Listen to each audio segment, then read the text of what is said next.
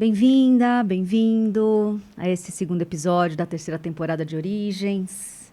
Aqui, Lígia Zottini, Gabi Maciel, Telos, parte 2. Então, acho que, sem muitas delongas, vamos continuar a conversa, porque quem assistiu lá o primeiro está querendo a continuidade da história, Sim. né, amiga? Bem-vinda. Gratidão, amiga. Abrimos o segundo episódio dessa terceira temporada, mais uma vez com uma introdução de Adama, que é a abertura do Telos 2, que eu acho bem pertinente para um momento muito atual do nosso espaço-tempo do presente. Nós, como mestres da luz, convidamos vocês a escolherem neste momento um destino mais alegre e próspero para suas vidas. Nós os incitamos a começarem a criar suas vidas com maior facilidade e graça. A longa e escura noite está chegando ao fim na superfície do nosso planeta. E é hora de todos sonharem um novo sonho para si mesmos e para a Terra. Deixem de lado todos os conceitos de limitação, tristeza e medo. Acreditem na presença de Deus que pulsa em seus corações e cria magia em todos os aspectos de nossas vidas. Nós o encorajamos a se abrirem plenamente para as maravilhosas possibilidades que os aguardam. Que a paz, o amor, a sabedoria e o entendimento profundo sejam o seu farol de luz e que vocês abracem a consciência que os levará de volta para casa. Nós sentimos falta de vocês tanto quanto vocês sentem a nossa falta. Adama Galate Namaha. É isso. Bom, Adama tá lá no nosso primeiro episódio, o rostinho dele. É só vocês digitarem também no Google Adama, Telos, eles vão ver quem ele é. Ele é o grande conselheiro, 13º. Os conselhos, geralmente, os conselhos ancestrais são de 12, e o 13º é aquele que é o grande... É aquele que, caso precise ter uma decisão, Exato. ele é... eu não sei nem se a palavra é desempate, porque eu não acho que nesse nível de consciência tenha isso, mas ele é a forma daquilo que está equilibrado ganhar movimento e manifestação. E é com ele que a gente conversa esse tempo todo, né? Então, é importante a gente entender que a presença dele está sempre... Falou em Telos, provavelmente a presença dele se coloca junto com todos esses outros seres que a Gabi traz. Sim. E dar continuidade, né, amiga, nessa nossa troca e contextualizar quem nos ouve com o universo que muitas vezes para vocês é novo, para a gente não é tão novo assim. É importante vocês entenderem que, por mais que vocês nunca tenham ouvido falar e nunca tenham se conectado com a Dama, com Telos, com as obras da Aurélia, algo que ela traz e várias referências da espiritualidade, quando a gente se conecta com o campo de Lemúria, fala, existe um fragmento seu que quando ouve ou vê algo disso faz sentido e faz você sentir e abrir um grande canal das sincronicidades cósmicas do universo para que você acesse e reconheça o que para você faz sentido dentro dessa grande história. E eu acho que o que a gente vai adentrar aqui, que é o que... Eu falo que é o que principalmente para você hoje, né? Que eu falo que você, amiga, é um exemplo tão genuíno e real do que foi a sua busca desde que você se conectou com Telos, que a gente falou no episódio passado, para a jornada que você experienciou dentro do seu maternado, né? Dentro da sua relação com o seu marido hoje. E de tudo que é o que a gente se contextualizou no Telos, né? Sim. E é o que muita gente busca, que é o que eu falo que, para mim, é a minha grande hoje dificuldade de me encaixar numa roupagem humana, que é esse desafio de conseguir viver e adquirir, que é o que ele fala nessa abertura do 2, da felicidade de experienciar essa humanidade na Terra de uma maneira leve, de uma maneira amorosa, de uma maneira em que a gente... de fato, sinta que a gente não está só se nutrindo, mas também proporcionando essa nutrição planetária. E eu diria não só planeta, mas a nível de universo, reconhecendo o nosso papel dentro desse todo. É isso. Bom, Vamos começar? Vamos. Eu acho que esse episódio é gostoso porque ele vai trazer os detalhamentos de como é viver em Telos, como é que é essa frequência, ademais de toda essa alta consciência. É uma cidade tão complexa, completa quanto a nossa. Tem prédios, tem casas, tem trabalhos. Eles fazem o dia a dia e pra mim isso faz muito sentido, cara. Eu não consigo, Lígia nunca conseguiu entender que a gente desencarna e a consciência volta pra um grande nada. Se aqui é essa complexidade, aí o próximo passo é um grande nada de volta pra fonte. É também, mas entre o grande nada tudo de volta na fonte, o abraço do pai e mãe, nossa, a jornada é gigantesca, milhares de corpos, milhares de astros, planetas, existências, linhas do tempo, espaço. É muita vida, daqui até lá, uma eternidade de vida. Acho que a gente pode começar falando das casas, dos animais, que no dia a dia acontece. Então, o capítulo, embora a gente lê um pedaço do 2, tudo que eu estou dizendo aqui, que a gente vai conversar, os pontos que eu vou acabar lendo, ainda está no 1, tá? E ele fala assim, olha, os animais, eles existem lá, eles seguem, encarna, desencarna, tem um nível de consciência, mas eles já não são mais ferozes, não tem ferocidade, porque o nível de energia, a ressonância, a verdade magnética, eletromagnética que se manifesta ali, não tem essa violência de forma alguma, tá? É importante vocês entenderem, antes de a gente falar dos animais especificamente, que os protocolos de quinta dimensão não é que você tem que estar em amor para estar lá. É que esse amor genuíno, não é amor, sentimento, te amo. É essa ausência de violência, essa integração dos nossos traumas. E é por isso que a gente está vivendo todas as encarnações que você já existe. Quem está nesse processo avançado de consciência e de cura interna, cara, é a existência mais difícil, tá? Porque você está trazendo todos os traumas de todas as milhares de existências para ser integrado com consciência agora. Porque se você não fizer isso, numa frequência de quinta dimensão, é insuportável. Porque eles já vivem segundo a lei do 1. Exato. O que um está, o outro também está. Por isso que eles cuidam muito desse processo de que alguém começa a demonstrar alguma ressonância diferente, todo mundo para o que está fazendo e suporta a cura dessa pessoa, o elevar da consciência, a frequência e energia dessa pessoa. Porque a hora que você entra em quinta dimensão, com todos os seus fragmentos de traumas ainda não integrados em você, o seu feminino e o seu masculino ainda não integrado em você, a sua potencialidade de operar o tempo todo com esse cardíaco e com os chakras, né? São 12, na verdade, para entrar na quinta dimensão, segundo o que eles explicam ali, não só o que a gente tem aqui. Você provavelmente não vai conseguir aguentar todo o seu sofrimento não integrado, passar por todos os seres que já são unos, reverberar e aquilo voltar 1000 vezes mais potente por conta dessa condição de quinta dimensão. Então, não é que o amor é necessário para a quinta dimensão. É só onde você consegue viver, porque se você não tiver amor, aquilo vai ser tão amplificado que é insuportável estar lá. Então, é importante entender isso. E nesse ambiente, os animais não são ferozes, eles são vegetarianos, eles são consciências, né, encarnadas muitas vezes para representar outros tipos de seres, outras linhas importantes na nossa capacidade de absorver troca com seres vivos. Sim. Eu falo que falar dos animais, né, amiga, dentro desse contexto, para muitos pode parecer tão um desafio, né? Para mim, durante muito tempo foi.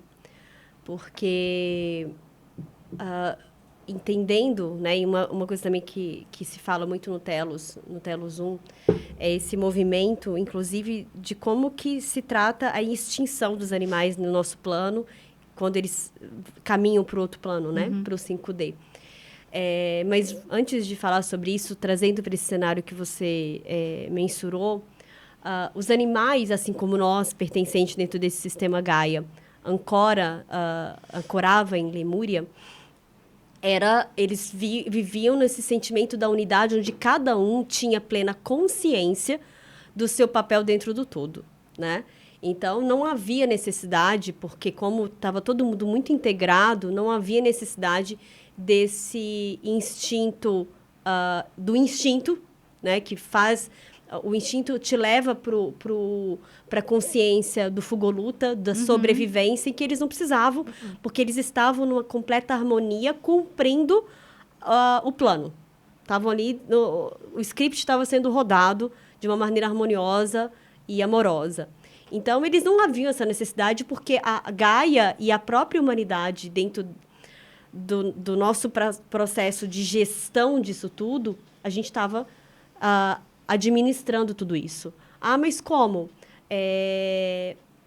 Entendendo que nós somos a rede de consciência do planeta, a gente conseguia, através dessa comunicação com a Terra, entender qual que era a necessidade. Então, a gente conseguia manipular não só os animais, manipular não no sentido que a gente entende que é a manipulação hoje, mas a condução não só dos animais, como das plantas. Uhum. Então, por exemplo, algo que é bem interessante é a gente entender que isso hoje a epigenética fala, ao seu modo, é que no dado ambiente em que aquele animal, que aquela planta e que aquele ser consciente estavam, existia uma integração e uma ressonância tão grande que se configurava com o campo do ânima, daquilo que precisava ser nutrido para a gente integrar. Então, era muito lindo e era muito mágico. Então, essa magia que muitas vezes a gente acessa nos contos infantis hoje, era algo que existia. Então, seres superconsciências como dragões, como unicórnios, como os elementais, eles eram os grandes condutores desses processos. E nós fazíamos parte disso, dentro desse sistema. A hora em que começa-se a perder essa consciência, e cada um desses grupos tiveram que se reinventar, tiveram que se remodular para continuar existindo. E muitos não conseguiram. Perfeito. Então, muitos animais, quando entram na extinção, que é o que a Aurélia traz, eles vão para outro plano porque o campo aqui da Terra já não conseguia sustentar mais. Faz sentido. Entendeu? E aí, mesmo aqueles que ficaram, tiveram que se readaptar. Assim como nós nos readaptamos, muitos grupos de animais e de plantas readaptaram o seu campo de consciência nas suas devidas proporções do que é para eles consciência, para continuar existindo, pertencentes a esse macrosistema que é Gaia / planeta Terra. Perfeito. Bom, isso posto, vamos para o próximo tema, que a gente tem alguns, que é casa, né? Eles têm casas lá também. E aí eu adoro a frase, né? Que, na verdade, eles não têm cristais em casas. Né? Eles não têm cristais em casa, eles têm casas de cristais. Então, eles falam que enquanto estavam na quarta dimensão, eles ainda utilizavam de arquitetos e construções mesmo com máquinas, e que hoje é feito pela frequência do pensamento, a gente já falou aqui em alguns lugares, né? Eles manifestam isso. Então, eles falam que eles manifestam em 3 passos. O primeiro é a necessidade de um lugar. Então, como é que seria isso? Geralmente são templos com as geometrias sagradas muito bem colocadas. Então, o primeiro ponto é, eles esboçam em 3D, é desejado. O segundo ponto é, esboça em 3D aquilo que quer, então, num nível de detalhes muito incrível. E o terceiro ponto é, eles preenchem. Então, a gente está meio que a gente está tentando fazer uma cópia. A gente está tentando isso, né, então, amiga? primeiro faz lá no CAD. Eu tenho um trabalho, você estava lá, né, de feminino, que é muito forte com o pessoal da arquitetura, né? Dá para entender porque eles estão um passinho à frente enquanto indústria nesse processo, quando você entende como é que funciona lá. Porque o lugar de habitação é o lugar de reconexão e recarga de cada ser. Sim. Ele precisa estar... O que está dentro está fora, né? E assim já está sendo as nossas casas. A gente tem toda uma discussão entre algumas amigas aqui que trabalham com essa nova terra, esses novos humanos, de que as casas são templos hoje em dia. E que se você sai, é menos sobre o luxo e mais sobre a capacidade daquele lugar de te trazer de volta para si. Então, você vai para lugares onde você viaja, você busca com muita seleção qual é o lugar do Airbnb. Eu não sei de você. Eu vou no Airbnb, eu fico sentindo o lugar de longe para ver se ele é só bonito, não serve. Ele precisa ser bonito em algumas dimensões. Então, tem um pouco desse lugar da casa. E aí eu acho que a gente já pode entrar, se tiver alguma coisa para falar de casa, mas a gente pode entrar mesmo na parte das relações. Porque aí, depois que eles se organizam enquanto ser, eles começam a ter pares também lá. Sim, eu falo assim, só um parêntese, porque acho que a morada está muito conectada com as relações. Sim. Né? Entendendo que a morada é onde a gente se reúne para ter essa integração que você está dizendo, amiga. As moradias, existe uma jornada até... enfim, como a gente tem de evolutiva, porque lá nos primórdios, eles não precisavam de casas, porque a casa era o próprio planeta, entendendo como era a relação deles com a natureza. A partir do momento que eles começam a densificar, eles entendem que eles precisavam de construções, né? Precisavam de templos. Então, e a Aurélia fala isso lá no final do primeiro livro, quando a gente entende que a gente estava tendo perda energética, Uhum. porque no começo não precisava construir, porque eles conseguiam se retroalimentar e não ter perda de energia. Uhum. A hora que começa a se perder, eles precisaram construir templos para se revitalizarem, como a gente hoje tem, que é o que você trouxe hoje da casa, como a gente vai em templos, seja religiosos, ou seja, ir para a natureza, ir para dentro da caverna, etc., porque a gente precisa se revitalizar, né? Ir para a mata, para o mar. É essa a memória que a gente traz hoje do que é se renutrir, né? Dentro disso tudo.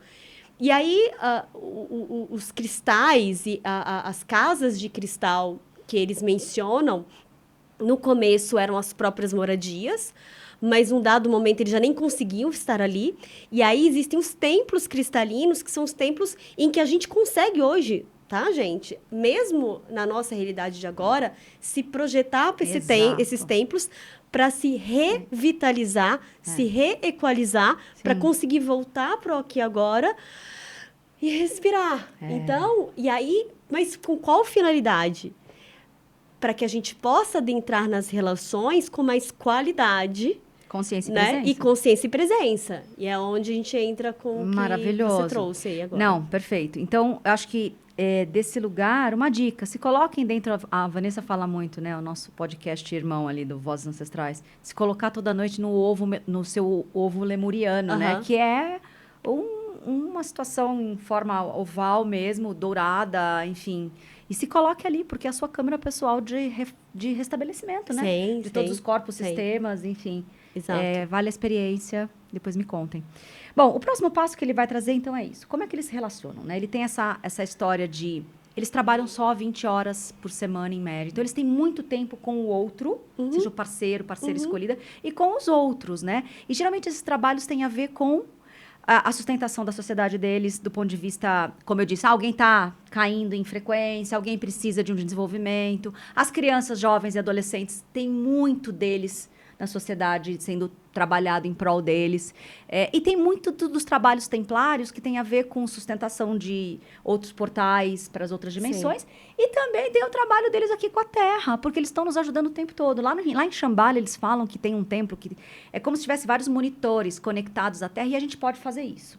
A gente está muito numa frequência, e eu me incluo nisso, falando na primeira pessoa, eu não assisto mais programas que são muito violentos, muito temporais, que não levam para lugar nenhum, que só tira da gente raiva, dor, ódio e desamor. Eu não assisto mais. E muita gente, é uma tendência, eu trabalho com tendências da nossa geração, desses novos humanos que estão nascendo nas diversas gerações que estão encarnadas, viventes.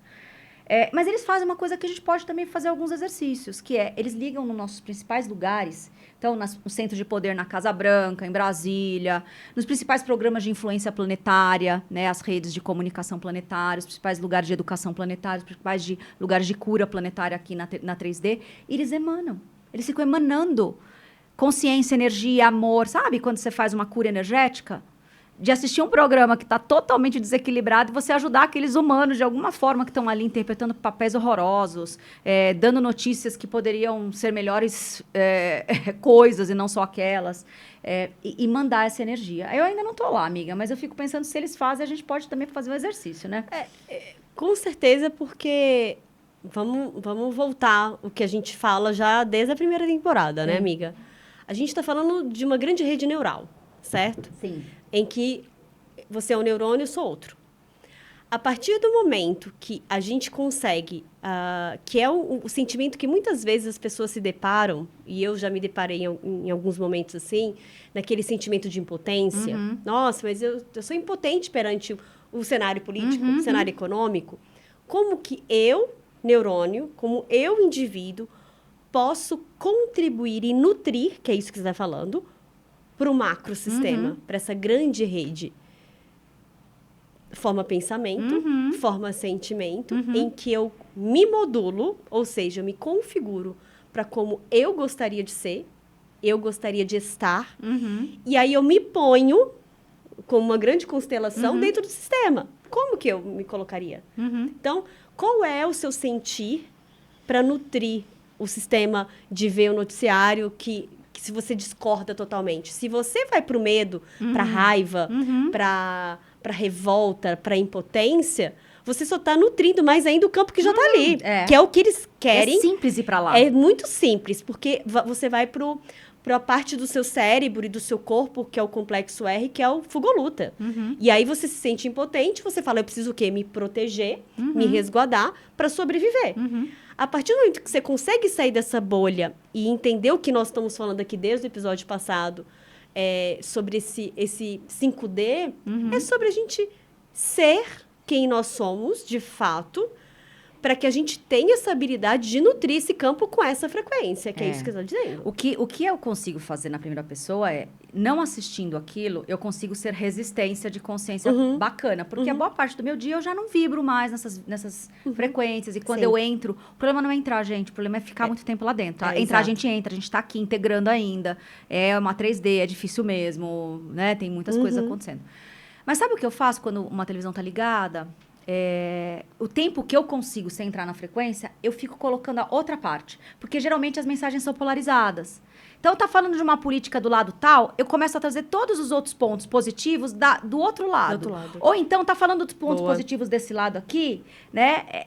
Aí contrapõe com o positivo. Aí o negativo daquele lado que é o inimigo, eu também trago o negativo desse lado que tá falando do outro lado inimigo. Pra pessoa que tá assistindo falar, nossa, é verdade, né? Não estão contando todos os lados. E aí dá aquele bug e a pessoa sai da frequência.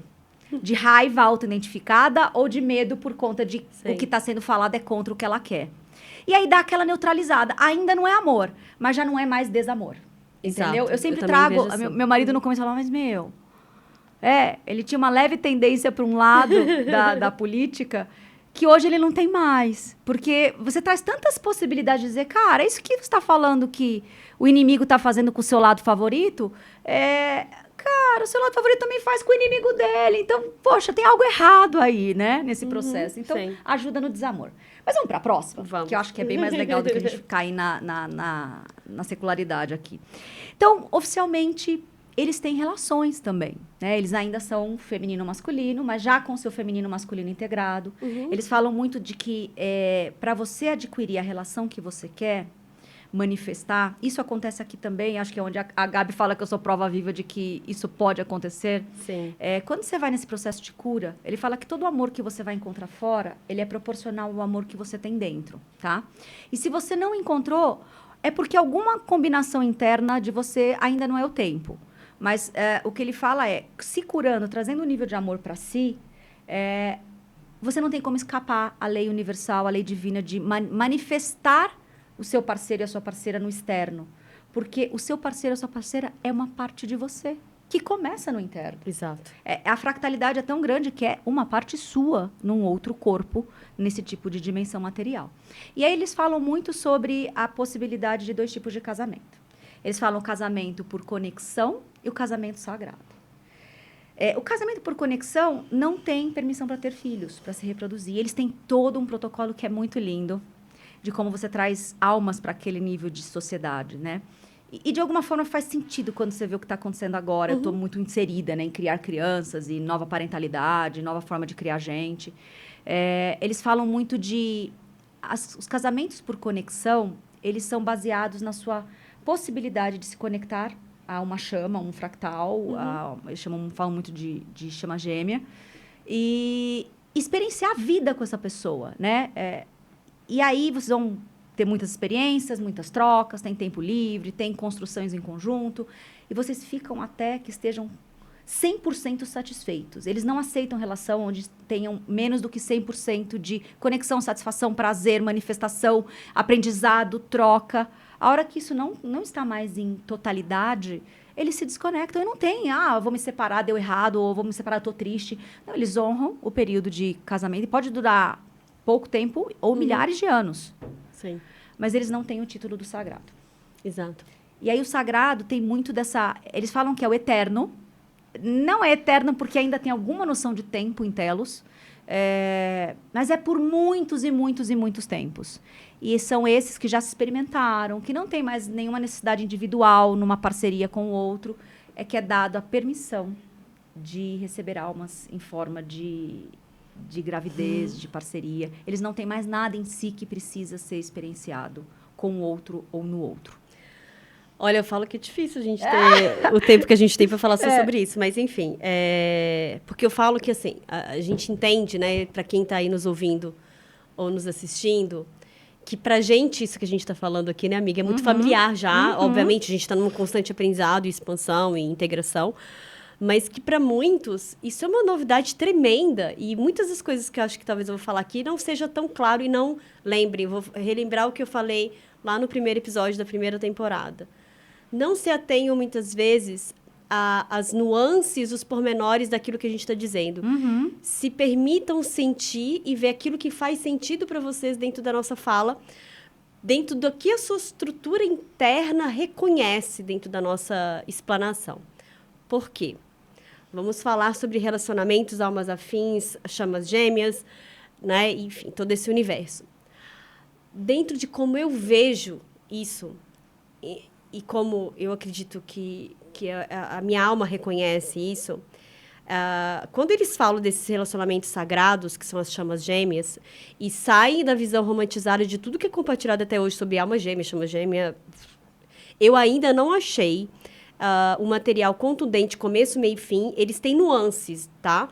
Do que é isso, de fato, pro todo. Principalmente em realidades como a nossa, que Exato. as pessoas não têm integração Exato. de sombra total. Lá é uma que coisa, aquela aqui muito é passional, outra, né? Tudo gira ainda muito em torno de uma passionalidade dentro de um processo em que um quer dominar o outro, né? Enfim, não vamos entrar nesse mérito. Para mim, a questão da chama e a questão da conexão do sagrado vem de um lugar em que essas duas almas, elas são fragmentos de alma que estão mais próxima do espírito, que é o grande todo, que é a unidade, que é a fonte que, quando se divide, forma tudo no universo. Então, essas duas consciências que estão bem próximas desse lugar, elas são uma coisa só. Na realidade, você e o marido é um ser só.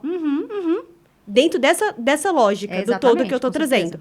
Então, se é uma coisa só, se é uma consciência só, que dessa grande macroconsciência se divide e forma duas almas, são almas que são ipsis lip, é literal a conexão.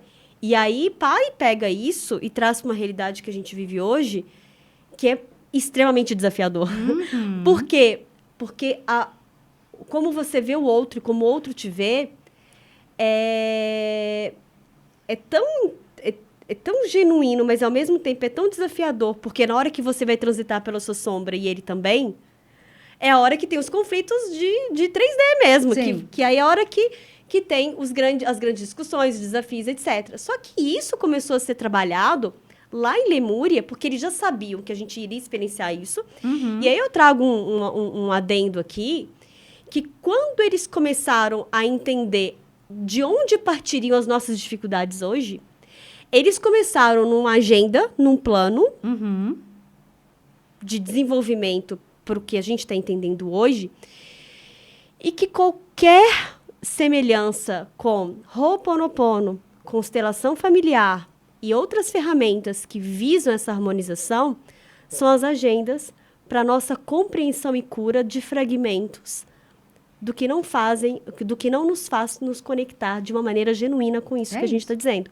Então, a partir do momento que eles começam a ver onde estão as cicatrizes, que estão sendo geradas as cicatrizes e as grandes dificuldades, eles vêm com o curativo e a cura ali, em que a gente pode acessar isso em outras dimensões, que é o que eu vejo que você faz isso muito bem. Por mais que você ainda acredite que não faça, mas eu vejo que você faz, através dos seus desdobramentos, das suas conexões. E aí você consegue trazer isso para a sua realidade. Isso é o que a gente consegue fazer hoje. Lá em Lemúria, lá em Telos, era literal, eles já tinham essa habilidade, e eles fazem isso até hoje como uma referência para a gente, em que a gente pode ir lá e acessar isso. Eles têm templos de sagrados, Exato. essas chamas sagradas, ir lá e se atualizar. Exato. Mas eu acho que o próximo tema é sobre como é uma relação sexual lá, né? O que é, na verdade, que é diferente. Ele fala aqui que a gente só consegue se conectar, na melhor das hipóteses, com o primeiro e segundo chakra, né? Uhum. É o criativo, o sobrevivente criativo, e os mais apaixonados, o coração se conecta também. Sim. Mas é uma parte do tempo a gente não faz o que eles fazem. Para eles, a união sexual é uma união de todos os corpos e todos os chakras. Uhum. Dos 12 chakras oficiais e dos 12 subchakras. São 144 chakras se conectando num ato de conexão com outro ser. Exato. Isso é tão potente que ele diz assim, consideramos o ato sexual como uma união com o divino, no qual todos os nossos chakras participam em alinhamento com o coração, o que traz uma experiência muito expandida. E o fato de repente, ter esse divino feminino e divino masculino, uma expressão de amor divino, né? Exatamente porque está tudo muito integrado, a energia dessa união ressoa em todo o sistema solar. E sentido pelo Deus Pai e Mãe. Ou seja, eles brincam que um orgasmo nesse nível, ele é capaz de liberar energias que ajudam a criar planetas, a criar estrelas, universos. Uhum. E nesse ato, né, de profunda conexão, é que os casais, em união sagrada, recebem a permissão para receber uma alma. Exato. As almas são convidadas, não existe gravidez indesejada, não existe. É o que eu acredito muito, assim, que eu vejo muitas crianças nasceram no período da pandemia. Eles falam que a hora que se concebe, faz o convite para uma alma vir para aquela realidade material existencial, eles entram num processo de preparação muito grande, né? O casal concebeu aquele ser primeiro no corpo sutil, para depois se manifestar. A gravidez tem 12 semanas. Eles vão para o templo, onde os sacerdotes vão preparar o campo, sutil, energético, físico. Eles ficam num profundo processo de 12 semanas, de total entrega e amor um para o outro. Me arrepia, assim, profundamente, né? E nesse lugar de troca amorosa, de conexão profunda, o campo vai nutrindo esse ser que está se desenvolvendo naquele corpo feminino. Em nenhum momento esse ser sente ausência. Exato. Ele sente a presença do pai e da mãe o tempo inteirinho naquele lugar. Quando ele nasce, aquela criança tem o pai e a mãe 24 horas por dia. O masculino, o pai, é dispensado das suas atividades também junto com a mãe, para que ele tenha total consciência que um ser é criado, e é por isso que é bonito. Ele tem a experiência o tempo inteiro, nessas 24 horas do dia, durante os primeiros 2 anos, de que é Deus pai e mãe, é Deus feminino e masculino. E ele recebe isso o tempo inteirinho. E junto com esse pai e com essa mãe, ele ganha 10 padrinhos e 10 madrinhas, que são casais que também estão no mesmo processo, provavelmente com filhos sendo concebidos na mesma época, as crianças vão crescer juntos. E desse processo, eles vão ser referência de feminino e masculino, 20 referências, né? Ou 10 pares de referências de feminino e masculino, o tempo inteiro. Então, a partir de 3 anos, eles começam a passar a conviver com esses padrinhos e madrinhas, para que eles saibam que, além de que feminino e masculino divino é o tempo todo presente, ele é abundante. E ele é plural, entendeu? E desse lugar, as crianças vão para a escola a partir dos 3 anos também. E eles começam a jornada de desenvolvimento deles. Eles têm os desafios que as nossas crianças, na medida do que é proporcional ali com a realidade de consciência, também têm. Os adolescentes, eles são educados, ai, gente, por sacerdotes da Ordem de Melquisedeque. Quem são os sacerdotes de Melquisedeque? São teachers and healers. Eles são professores e curadores no ato de ensinar. E a partir dos 13 anos, eles são 13, 14, eles têm a permissão de começar suas atividades sexuais, sobre a orientação desses seres, né? Então, eles vão para suas conexões, primeiras conexões, e voltam para trazer os aprendizados. E eles são sempre, a sociedade é sempre muito em prol dessas almas, porque é nesse tipo de campo que as almas mais iluminadas conseguem descer por ressonância. E ali sustentar a expansão da própria sociedade, da própria comunidade, da própria processo de reconexão com aqui. O que o livro de Shambhala fala, ele fala muito bem num capítulo lá, que as mulheres, me emociona de novo, que as mulheres se engravidam em Shambhala e não parem lá. que muitas vezes a gravidez está acontecendo lá e aqui ao mesmo tempo, porque as almas estão vindo para cá para acelerar o processo, entendeu? Então, almas chambalinas, almas de telos, eles acabam vindo para cá para acelerar esse processo. E acho que quando eu olho para minha própria experiência, que foi tudo muito rápido, né? De conhecer meu marido, em 30 dias estar grávida, 4 meses estar casada e receber a Belly no meio da pandemia, no 8/8/2020. Quando eu olho para trás e vejo a descrição desse processo, é óbvio que, guardadas as devidas proporções de 2 pessoas que não estão na 5ª dimensão e que não são totalmente curados, mas que, de fato, foi um grande encontro de alma, eu percebo que tem algo aí muito semelhante no processo. Assim, a gente estava no templo, né? E ficamos muito conectados. E, olhando para trás, seria o tipo de campo que almas descem para corpos humanos. Aff. Eu falo que é difícil falar sobre tudo isso sem trazer pro emocional, né? E isso que você está trazendo, indo de trás para frente, quando você fala do que é dito em Shambhala, né, amiga? Em Shambhala, quando você traz esse processo que é o entrecruzar de linhas e que faz com que as realidades estejam tão próximas, Shambhala com a gente, que estão espelhadas, ipsis lip, e aí a gestação aqui está acontecendo aqui para que o parir aconteça, né, na matéria. Isso a gente consegue experienciar não só através da gestação, mas em vários outros fenômenos que a gente já está sentindo aqui na Terra, que é os flashes das aproximações das realidades, das dimensões, né? E isso precisou ser acelerado porque a gente precisava de ter essa proximidade do reconhecimento, do rever, né? Tudo isso. E aí, fazendo um gancho disso com o que você trouxe da conexão dessas almas que tiveram a permissão de ter filhos, na minha concepção de como eu vejo isso, num plano original, era só essas relações que existiam. E aí, quando eles começaram a ver esse fluxo da energia da Kundalini na matéria, né?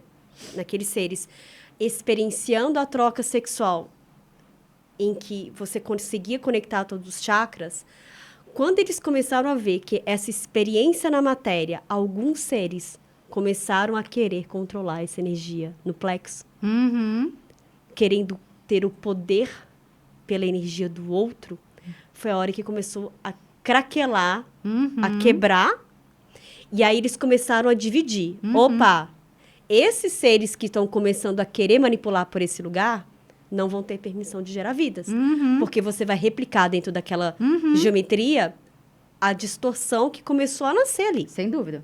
E aí a gente traz esses seres para a consciência de almas afins que poderiam continuar tendo relações para ancorar isso no planeta, mas não geravam vidas. Quem conseguia manter, através da troca, essa elevação em que eu consigo 12 um com o outro, 12 a minha autoconexão, 144.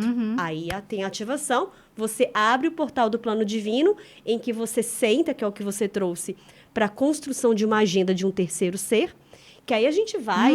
Aí tem uma dança que, assim, a Aurélia não explora tanto no livro, mas que eu consigo visualizar que é assim que acontece, né? Na minha perspectiva. Abre-se um grande céu. E esse céu é tecido e costurado no mapa da vida desses 3 seres, em que as constelações conversam. E esse ser que está vindo escolhe, no espelhamento de pai e mãe, de Deus Pai e Deus Mãe, o que ele quer manifestar e realizar na Terra. Em que o céu cósmico vai ser a guiança e pai e mãe estão ali só ancorando, porque já está no imprint da sua geometria sagrada do ser. É isso aí, eles não inferem, eles não inferem. No ser então, que assim, veio. a hora que você nasce por esse portal e você tem seu mapa da vida, e que está tão integrado, é genuíno e é literalmente uma guiança. e a gente consegue cumprir aquilo que nós mesmos escolhemos. O que aconteceu ao longo dos éons aí de existência da humanidade, das separações, é que a hora que essa dança cósmica deixa de existir, a gente vive uma dualidade em que esse feminino e masculino não se interconectam, é a hora que a gente perde a conexão. E aí, até mesmo a referência pai e mãe se quebrou. Onde você tem uma hierarquização, ou o pai está mais ou a mãe está mais, né, dentro do processo. A criança, muitas vezes, esse terceiro ser, muitas vezes começa a ter essa distorção, que ele começa a preencher o lugar, o filho se torna mãe, o filho se torna o pai, e aí é a hora que a gente quebra. E é o que a gente está refazendo hoje, é a reconstrução dessas, primeiro, relações genuínas, para que aí sim a gente consiga compreender como que a gente gera a partir dessa reconexão. É isso. Onde a gente está agora tem toda a ordem de conjunções, né? Não quer dizer que almas mais iluminadas, eu não digo nem iluminadas, mas assim, preparadas para esses próximos movimentos, só vai nascer desse tipo de casal hétero conectado. Não é isso, gente. Vai nascer de todas as possibilidades cujo ventre seja altamente amoroso e de que, de alguma forma, o encapsule, né? Aqueles seres que vão ajudar eles nos primeiros setênio, segundo setênio, terceiro setênio, que é até onde a gente entrega um ser adulto para a dança da vida. Em Telos é aos 18 anos, aqui a gente faz 21, né? É alguém que vai proteger esse ser para que ele possa ser o que ele veio ser. Então, criem campos amorosos nessas crianças que estão hoje ao nosso redor, porque os tempos são urgentes. E desse lugar, permita, né? Mais que esse ser possa vir para fora, em que nós sejamos só guardiões desse mistério que a gente não sabe porque fomos escolhidos por eles. Então, eu acho que o último ponto que a gente pode ir fechando já, eles falam sobre cristais, amiga. Eles falam que lá eles não compram cristais, eles manifestam cristais, eles vivem em casas de cristais, eles têm cristais em templos. O cristal é a matéria, quase como o amor materializado é o cristal, assim, o que eu entendo no final é isso. E a gente traz novamente a geometria do episódio passado para cá, mas eu digo que aqui, trazendo uma consciência além da que a gente traz de ancorar, que são as 7 chamas, as 7 cores, as 7 famílias cristalinas primordiais, que do 7 vão para o 12, mas entender a conexão com o cristal a nível de consciência é sobre isso, é entender que quando a gente capta de que lugar a sua frequência se conecta com a frequência de uma família cristalina, é a hora que você se reconhece como membro dessa família cristalina. Então, os cristais hoje, como eu os vejo, existe ainda uma desconexão nossa com eles, a gente consegue reconhecer, mas ainda não está integrada. E eles estão aqui para serem grandes pendrives. A hora que a gente se conecta com eles, a gente consegue fazer um download de um fragmento dessa estrutura cristalina que lá na nossa ponte de DNA foi cortada. Eu consigo reestabelecer e a comunicação horizontal entre eu e o cristal é reestabelecido para que o meu DNA eu consiga verticalizar. Eu volto para a fonte e na fonte eu acesso essa consciência que é una entre nós e essa consciência cristalina. E aí, o que você traz quando você fala das minhas geometrias, que são os care codes do futuro, é isso. É isso. Porque aí, o care code, que é a geometria cristalina, é o macro disso. É como isso está lá em cima. E aí, essa alquimia se dá no micro, que é o DNA, e eu consigo, através disso, interagir com o todo, com o ambiente à minha volta, seja as minhas relações, seja o ambiente, seja o planeta, seja o sistema solar, seja o cosmo. Porque é essa complexidade que o cristal traz. Porque entendendo que cada cristal que está nessa geometria, ele carrega um fragmento do universo nele.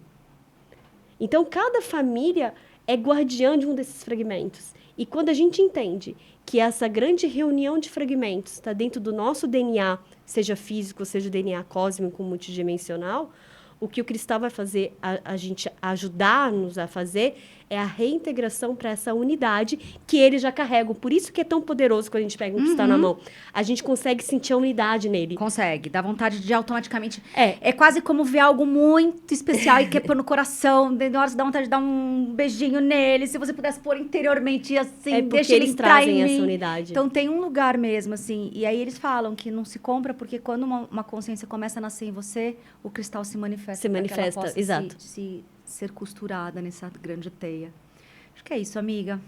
Ai, que lindo. Poderia falar mais e mais e mais. Sim, mas teremos muitas oportunidades. Sim, gente, muito obrigada. Gratidão, meus amores.